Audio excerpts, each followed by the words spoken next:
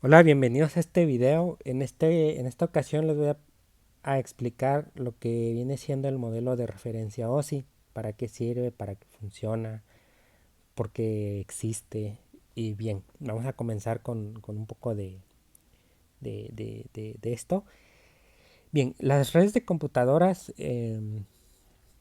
como todos sabemos, una arquitectura de redes de computadoras está conformada por diferentes nodos, diferentes dispositivos y protocolos que deben de trabajar juntos.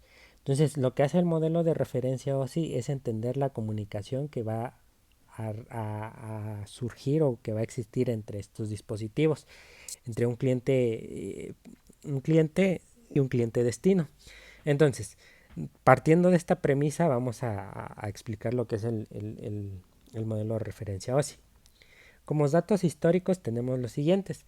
Este modelo de referencia OSI empezó a desarrollarse durante los años 70 y 80 con el objetivo de estandarizar la comunicación entre sistemas de diferentes fabricantes, que actualmente ocurre pues casi a menudo, trabajar con diferentes fabricantes en diferentes dispositivos. Y este modelo de referencia OSI pues fue desarrollado por la Organización Internacional de Normalización, o el ISO. Y la característica de este modelo de OSI es que define una arquitectura de 7 capas. Cada capa tiene funciones específicas para facilitar la interoperabilidad y el desarrollo de las tecnologías de red. Desde el contacto que tiene con el usuario, como la transformación o encapsulación de información y convertirla a meramente señales físicas. ¿Y por qué es importante el modelo de referencia OSI? Esto es muy importante debido a que es una herramienta intuitiva para todas las personas que quieran dedicarse en el área de redes de computadoras o técnicos en el área de redes de computadoras y así entender el funcionamiento y diseñar sus propias redes. Muy bien. Bueno, primero vamos a empezar a explicar las capas en un orden del inferior al superior y empezamos con la capa 7, que es la capa de aplicación. Esta capa de aplicación es con la que se interactúa todos los días los usuarios y muestran los datos entrantes por parte del usuario. En sí, el protocolo que trabaja en esta capa de aplicación es el HTTP o el HTTPS. Capa de aplicación también facilita la comunicación a través de capas inferiores para establecer conexiones con aplicaciones en el otro extremo.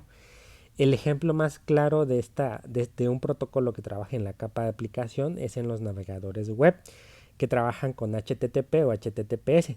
Y otros de los protocolos soportados son el DNS, DHCP y los SSH.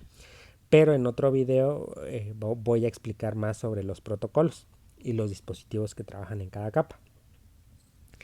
Continuando con las capas, en la capa de presentación o capa 6, básicamente se encarga de representar o traducir los datos en la siguiente capa, que va a ser la aplicación o la de sesión, dependiendo del orden o dependiendo del flujo de la información, si está siendo encapsulada o desencapsulada. Y su función principal es descifrar y cifrar, así como garantizar que los datos sean recibidos en formatos utilizables. Muy bien.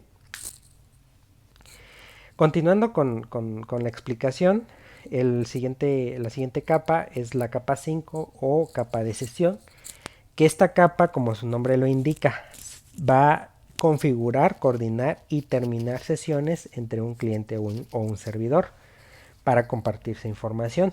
Aquí los protocolos que trabajan en cuestión o que interfieren son el PAP, el SCP y el ZIP. Y la mayoría de las veces no se considera mucho o no se entiende cómo funciona una capa de sesión o cuesta trabajo verla en funcionamiento. Pero una vez que sabemos que va a permitir y configurar las sesiones entre un cliente y servidor, se nos hace un poco más digerible y más entendible. Muy bien. En la capa 4 trabaja la capa de transporte. Esta, como su nombre lo indica, va a transportar toda la información o flujo de datos, que a esta información, a este flujo de datos recibe el nombre de segmentos, porque ya van a ser divididas en trozos y a su vez se dividen o se asignan números de secuencia y van a ser encapsuladas en la cabecera de los protocolos que corresponden a esta. Y los protocolos que corresponden a esta capa solo son TCP y UDP. Básicamente son los protocolos más populares y con los que actualmente trabaja cualquier equipo de red. Obviamente tienen sus diferencias y en otro video las estaré explicando. A continuación les voy a explicar lo que viene siendo la capa de red o la capa 3. Aquí básicamente consiste en que la información va a dirigirse de manera lógica en cada dispositivo asignado. Esto por medio de una dirección IP. ¿Ok? Y estos datos encabezados se van a ubicar dentro de una cabecera IP o dentro del protocolo de Internet, que es el significado de IP. Y a estos datos encapsulados se les va a conocer como paquetes, ya no como era en la capa de transporte, sino paquetes. Y los protocolos fundamentales en esta capa son IPv4 o IP como tal, en la versión 4 y en la versión 6, así como los protocolos de enrutamiento, que uno de ellos es IGMP, BGP y los demás, o SFP, así como el protocolo ICMP. Bien, una vez que la información pasa por la capa 3, continúa con la capa 2, que es la de enlace de datos. Ahora los datos van a estar encapsulados en una sola cabecera personalizada y esto va a depender si el medio físico de comunicación va a ser vía cableada, Ethernet o fibra óptica o inalámbrica. Y a estos datos dentro de la cabecera asignada se le conoce como trama, la cual va a gestionar el control del flujo. Y el principal protocolo que interviene en esta capa es ARP, pero también hay otros protocolos como CDP, MPLS y PPP. ¿Ok? Y finalmente llegan a la capa física, en donde ya son recibidos por medios de pulsaciones eléctricas o bits. Y aquí las conexiones físicas que intervienen pues es el Ethernet o la fibra óptica, el Wi-Fi o el Bluetooth, ¿no? Y bien, aquí es una representación gráfica y a esto me refiero que es la manera más sencilla de comprender cómo funciona una comunicación en redes de computadoras entre un dispositivo A y un dispositivo B o entre un cliente y un servidor. Como se observa aquí, la función principal es hacer llegar del dispositivo A al dispositivo B información, pero para eso se tiene que tener el funcionamiento de la capa de aplicación, la capa de presentación, la capa de sesión, la de transporte, red, enlace de datos y física. Y a este proceso de empezar de la capa 7 a la 1 se le conoce como encapsulación de la información. Los datos van a ser ingresados y van a ser acumulados en una cabecera de HTTP. Ahí simplemente pues, van a ser los datos. Posteriormente, a esta cabecera HTTP se van a agrupar entre la capa de aplicación, capa de presentación y capa de sesión. Pero una vez que ya está agrupada esa información, pasa a la capa de transporte, en donde esta capa de transporte va a mover los datos por un protocolo de su conveniencia o en el que se esté trabajando. En la mayoría de veces puede ser TCP o UDP. Ya con la cabecera configurada, el siguiente paso es pasarlo a la capa de red para enviar o hacer llegar esa información a una dirección IP. Y en esa dirección IP tiene que irse configurado su datagrama y su cabecera, ¿no? Entonces ya cuando está en la capa de red, el siguiente enlace o el siguiente paso es a la capa de enlace de datos, que aquí entra en función el protocolo ARP, que a su vez ya se tienen, como se observa, tres protocolos, TCP, IP y ARP. Aquí se muestra MAC, pero MAC siempre va a trabajar de la mano con ARP. En la cabecera MAC se va a mostrar siempre la dirección fuente, la dirección MAC destino, la trama de control y la secuencia de control.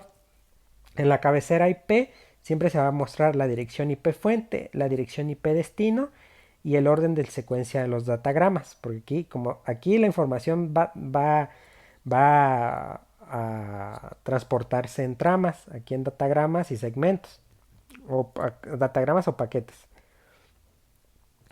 Y en la de TCP, aquí se incluye los puertos a los que van dirigidos. TCP y UDP trabaja por puertos y se muestra el puerto del puerto fuente, puerto destino y la secuencia de números, que básicamente es los segmentos, ¿no? de TCP o de UDP. Y una vez que ya se tiene identificado mediante la capa de enlace de datos, el siguiente paso es la capa física, que aquí meramente son puros bits, que se van a comunicar o van a viajar a través de un medio físico. Este puede ser alámbrico o inalámbrico. Y ahora, como ya la información viajó encapsulada, el siguiente proceso es la desencapsulación. Se le va a ir pasando de la capa física a la capa de enlace. Se le va a quitar un protocolo que sería el ARP. Pasa a la capa de red, se le quita el IP. Pasa a la capa de transporte, se le quita el TCP. Pasa a la capa de sesión, presentación y aplicación y se le quita HTTP. Y recibe el dispositivo B los datos. Y ya. Toda esta información ocurre en cuestión de milisegundos. Es muy rápida, como se puede notar en nuestro uso diario. Cuando utilizamos computadoras, accedemos a cualquier servidor o información. Siempre ocurre este proceso, este procedimiento. Entonces, por tal motivo, es muy útil saber el funcionamiento para los encargados de redes, de áreas de TI y para los alumnos que están aprendiendo redes de computadoras. En el siguiente video yo les voy a explicar sobre los nodos o dispositivos que trabajan o están configurados en cada capa, desde la capa 1, 2, 3, 4, 5, 6 y 7, así como cada protocolo importante y qué función tiene en las capas del modelo OSI. Muy bien. Entonces agradezco que hayan visto este video. Les recomiendo los demás videos que hay en el canal. Suscríbanse, regálenme un like y seguiremos trabajando para que vayan desarrollando su carrera en el área de redes de computadoras. Muchas gracias y nos vemos en la próxima.